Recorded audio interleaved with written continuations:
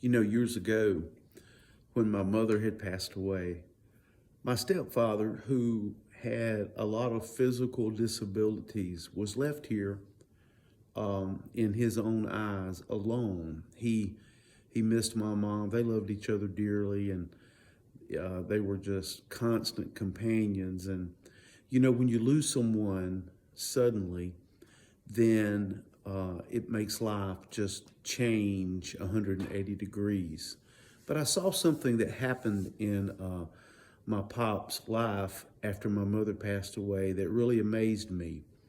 He, being in a wheelchair and being disabled, and uh, rose to the task of life. He was not going to quit. He had worked his whole life, and I saw something rise up in him that just amazed me. He would come to church every time the doors was open. I had the great privilege of assisting him in coming to church, and it was just a wonderful time. But one day in particular, I drove up to his yard, and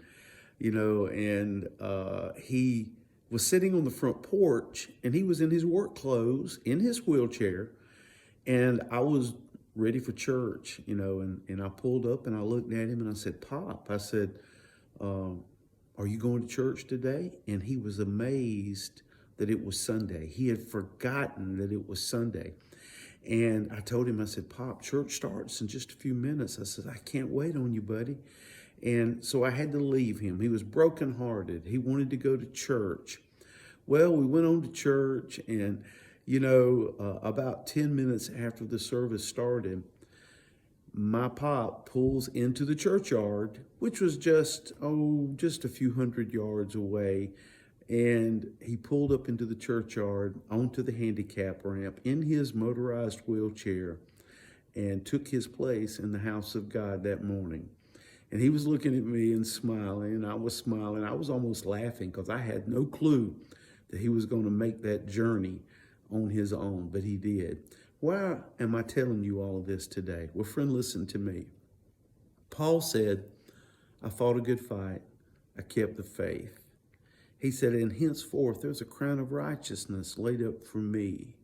Your life today, if you have lost someone, as tragic as that is, and as heartbreaking as that is, they would want you to motivate, to get up and do and live a good life and be as happy as you can, realizing and knowing that they're waiting on you on the other side. They'll be waiting on you when you get there, arms open, tears being shed of joy, waiting to see you when you come. Years later when my pop passed away, I'm sure my mom was one of the first people to welcome him into heaven.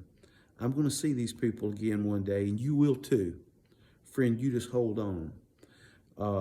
Jesus is going to help us all, but we can't quit, regardless of our situation, regardless of our disabilities or the things that are against us. It would be just terrible for you to quit. Don't quit. Keep moving. Keep going. Help is on the way. Eternity awaits us all. Jesus is waiting on us. God bless you, friend.